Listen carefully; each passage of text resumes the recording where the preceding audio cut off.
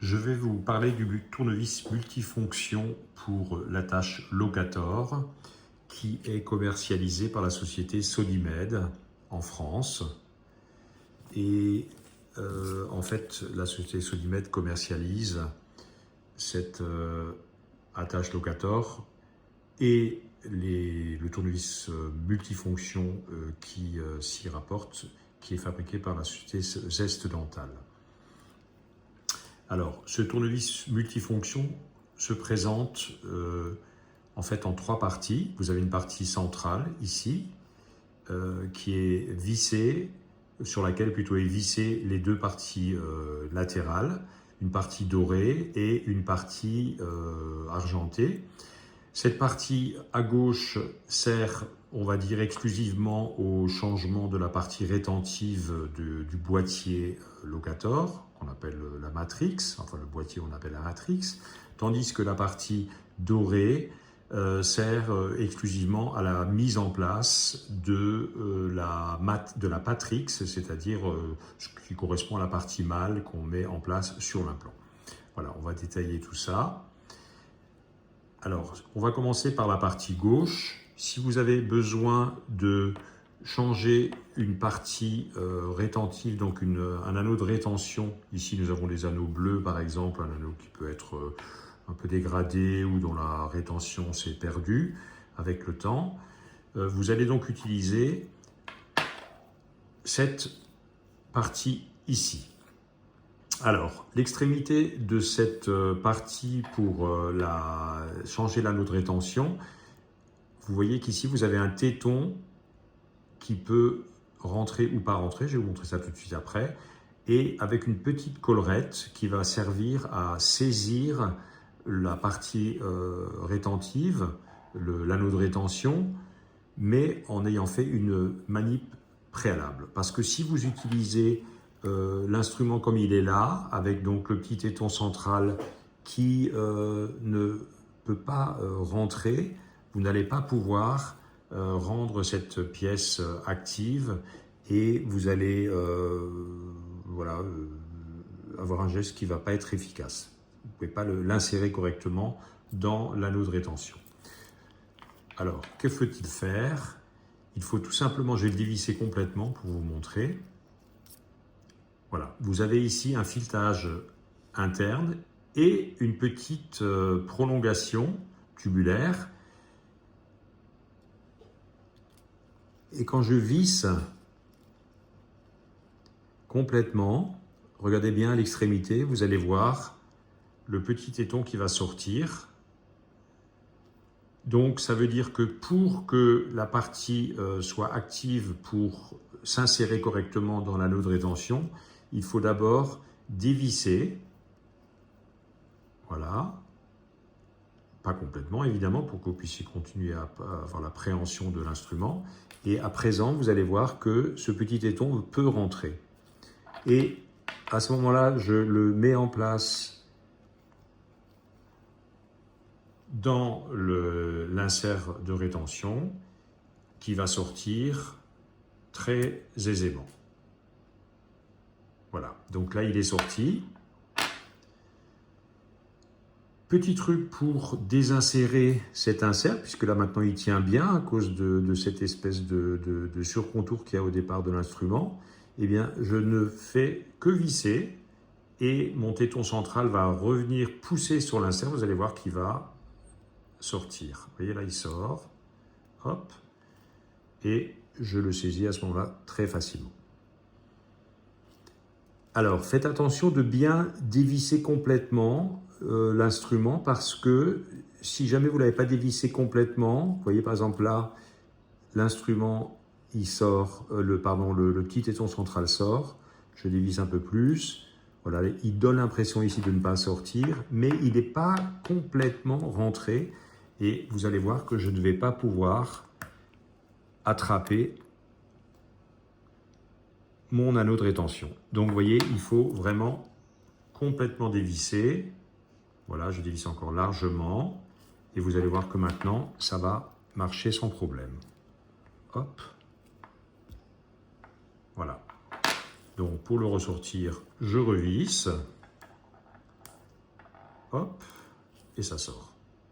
OK?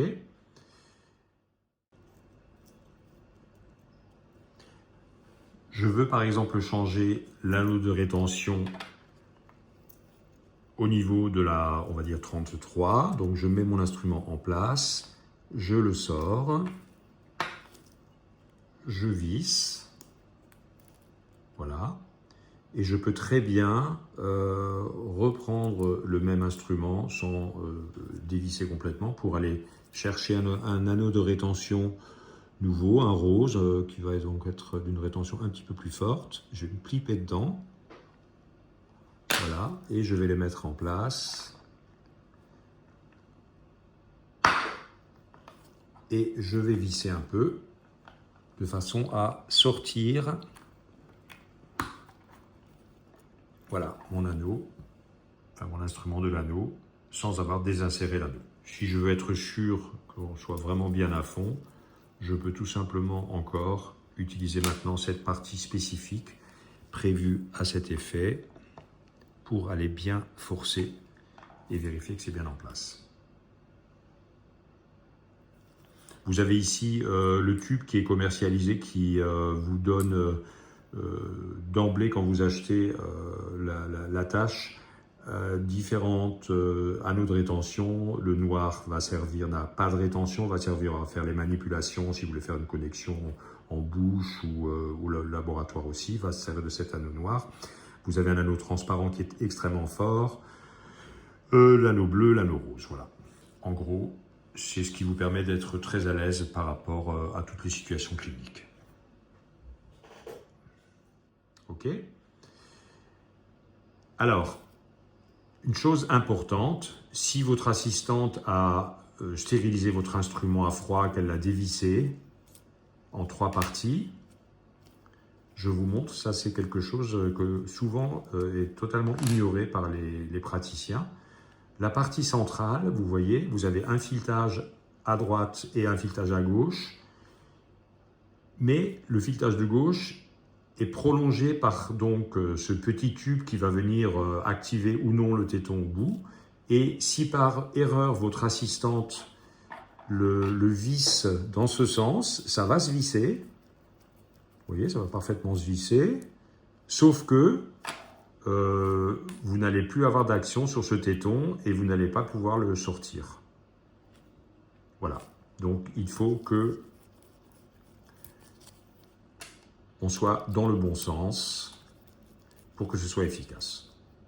Alors, je redévisse encore une fois.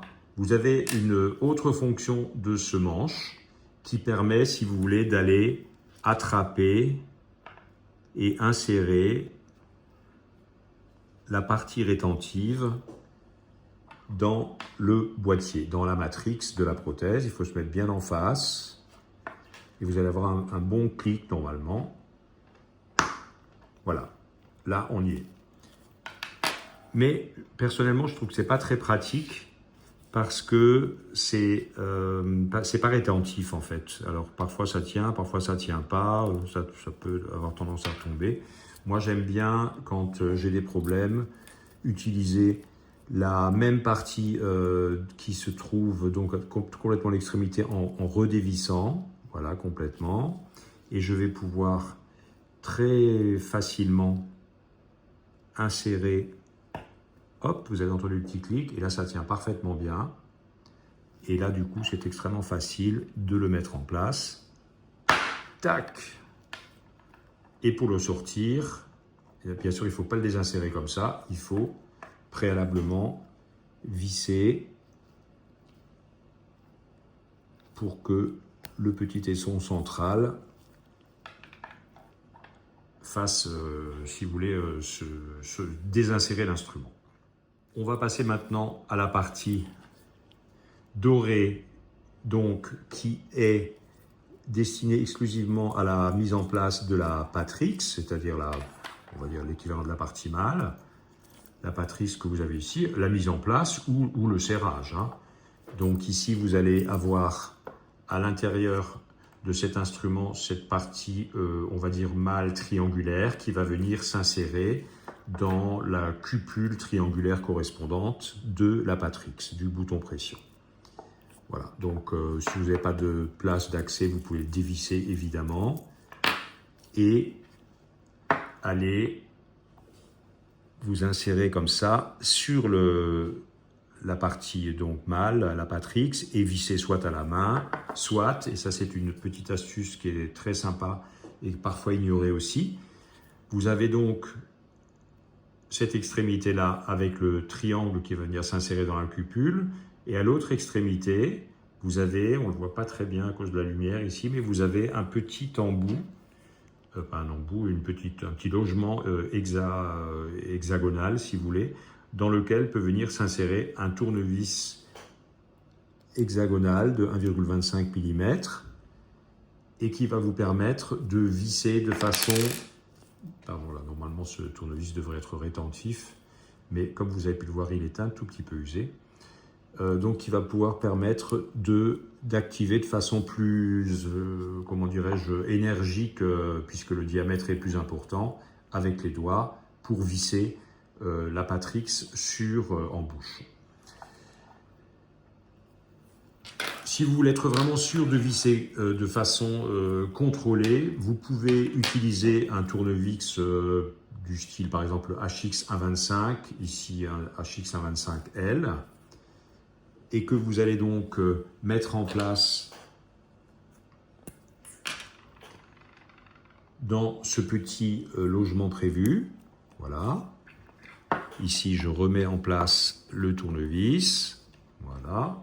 Et je vais pouvoir l'activer à ce moment-là avec une clé dynamométrique à torque ici fixe à 30 Nm/cm. Voilà, enfin la clé que vous avez l'habitude d'utiliser. Et à ce moment-là, je vais pouvoir visser à fond. Et donc, ça va, quand ça va décrocher, tac, voilà, là on a décroché à 30 Newton. On sait qu'on est à 30 Nm/cm. Ok. Voilà, j'ai presque terminé. Il y a encore une astuce importante et un point qui est vraiment méconnu, aussi bien des assistantes que des praticiens. Si vous regardez cette partie dorée, vous voyez qu'il y a un espèce de manchon qu'on